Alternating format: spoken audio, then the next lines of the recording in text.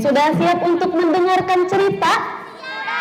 Oke, bismillahirrahmanirrahim. Pada kesempatan hari ini, insya Allah Ustazah akan mencoba bercerita, tapi mungkin cerita di sini bukan cerita tentang kisah rakyat atau misalnya cerita tentang kehidupan, melainkan Ustazah akan coba bercerita tentang salah satu kisah dari 25 Nabi dan Rasul. Oke, namun sebelumnya Ustazah mau bertanya, apakah kalian tahu iman atau rukun iman yang menunjukkan bahwa kita wajib beriman kepada Nabi dan Rasul?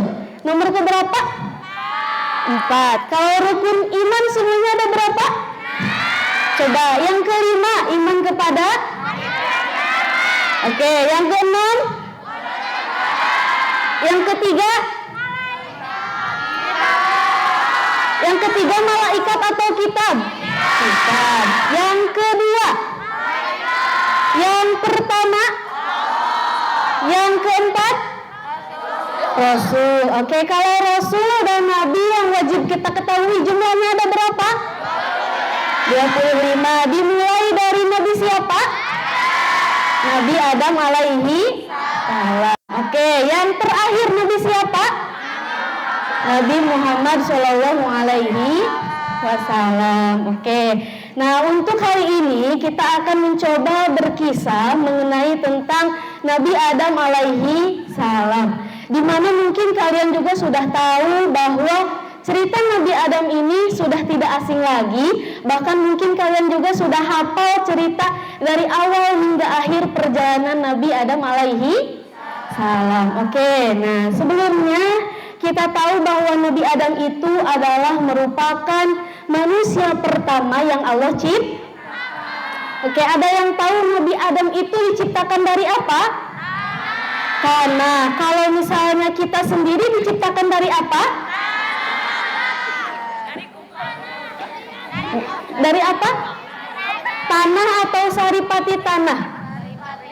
Dari saripati tanah. Artinya setiap makanan yang kita makan awal mulanya itu dari tanah. Padi ditanam di tanah, singkong ditanam di tanah. Oke, berarti kita sebagai manusia juga diciptakan oleh Allah itu dari saripati tanah. Oke, Nabi Adam alaihi salam adalah salah satu manusia pilihan Tuhan yang diciptakan oleh Allah untuk menjadi khalifah di muka bumi ini. Nah, namun sebelumnya awal mula Nabi Adam itu diciptakan oleh Allah itu tinggal di mana?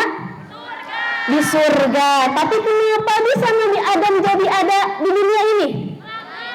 Melanggar. Coba apa langgarannya? Memakan buah kholdi. Ada yang mengatakan bahwa Nabi Adam memakan buah kholdinya itu sampai kemana?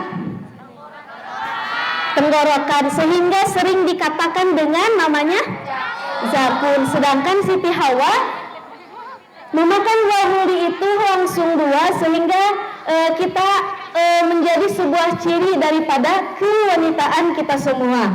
Oke, selanjutnya Nabi Adam alaihissalam itu awalnya berada di yang namanya surga.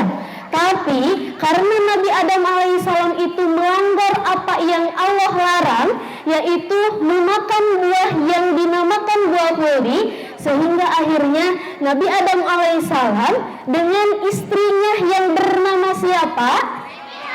Siti Hawa, Allah turunkan ke bumi, tapi posisi turunnya itu berbeda. Nah, ada yang mengatakan bahwa Nabi Adam bersama Siti Hawa itu terpisah selama 40 tahun. Ada yang pernah mendengar? 40 tahun lama atau tidak? Lama. Tapi ada juga yang mengatakan bahwa Nabi Adam bersama Siti Hawa itu berpisahnya itu sampai 200 tahun. 300 tahun, bahkan yang paling lama Nabi Adam bersama Siti Hawa itu dipisahkan selama 500 tahun. Coba kalian bayangkan, padahal Nabi Adam kesalahannya hanya satu, yaitu memakan buah kholdi, mendekati buah kholdi, memetik buah kholdi. Tapi hukuman yang Allah berikan kepada Nabi Adam itu sangat berat, yaitu berpisah dengan istrinya selama beratus-ratus tahun. Nah, apalagi kita yang tiap hari melakukan dosa, yang tiap hari sering menggibah, yang tiap hari mungkin ada yang tidak jujur, bagaimana siksaan atau hukuman yang akan Allah berikan kepada kita. Maka dari itu, hendaknya kita juga tidak boleh berputus asa, karena Allah itu mempunyai sifat Al-Ghafur, di mana Allah Maha Al-Ghafur, Allah Maha Pengampun. Nah, jadi kita tidak boleh berputus asa. Tentunya Allah juga pasti akan mengampuni setiap dosa kita, dosa yang kita perbuat, asal kita mau bertobat dengan nama taubatan nasuha. Jangan tobat maksiat, tobat maksiat. Nah, tapi setelah Nabi Adam alaihissalam berpisah dengan Siti Hawa, ada yang mengatakan Nabi Adam itu dengan Siti Hawa berpisah di antara Bukit Sofa dan Bukit Marwah. Tapi pendapat yang paling kuat, Nabi Adam itu berpisah. Nabi Adam adanya di Hindia, sedangkan Siti Hawa adanya di Jeddah. Nah, mereka berpisah selama ratusan tahun, tapi ada salah satu doa yang menjadi zikirnya Nabi Adam alaihissalam. Ada yang tahu doanya? Rabbana dolamna wa illam wa tarhamna. Oke, kita baca bareng-bareng lagi. 1, 2, 3. Rabbana angkusana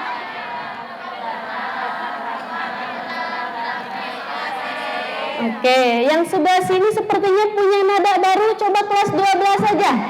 1, 2, 3.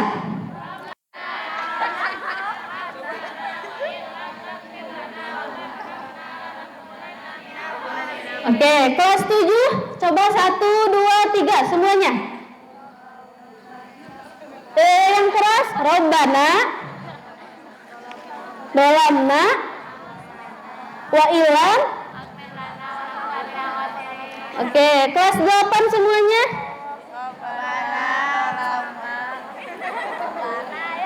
Rabbana dolamna angkusana.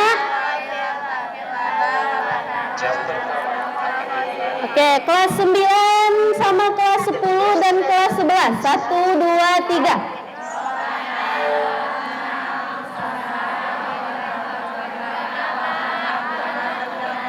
Oke. Rabbana dolamna angkusana wa illam taghfir lana lanakunanna minal khasirin. Nah, itulah salah satu zikir doa dari Nabi Adam, sehingga Nabi Adam oleh Allah diampuni dosanya. Salah satu ciri diampuni dosanya, akhirnya Nabi Adam dengan Siti Hawa dipertemukan di sebuah gunung yang dinamakan Jabal Rohmah, di mana Jabal Rohmah itu adalah salah satu gunung yang menandakan kerinduan, kecintaan, dan tentang gunung yang menandakan bahwa pertemuan dua insan yang saling beriman.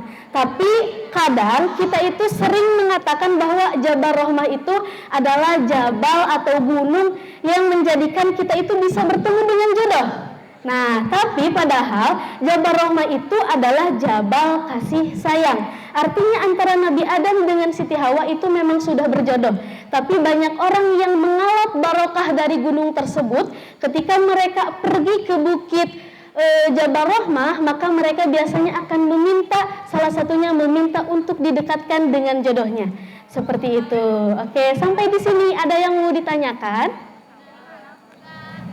Tidak ada. Oh, di mana Jabal Rohmah? Jabal Rohmah itu adanya di Padang Arafah. Jadi bukan Padang Mahsyar ya. Jadi Jabal Rohmah itu adanya di Padang Arafah. Ketika nanti misalnya kalian calon jemaah haji atau misalnya calon jemaah umroh. Nah, kalau misalnya kalian berziarah ke Arafah, jangan lupa berziarahlah ke Jabal Rohmah, karena Jabal Rohmah itu adalah salah satu tempat pertemuannya antara Siti Hawa dengan Nabi Adam alaihi salam. Oke, terima kasih. Tidak ada pertanyaan lagi? Tidak. Kalau misalnya tidak ada, mungkin untuk Islahul Ummah berkisah pada pagi hari ini dicukupkan sekian. Mohon maaf apabila ada kesalahan. Wabillahi taufiq wal hidayah, waridho wal inayah. Wassalamualaikum warahmatullahi wabarakatuh.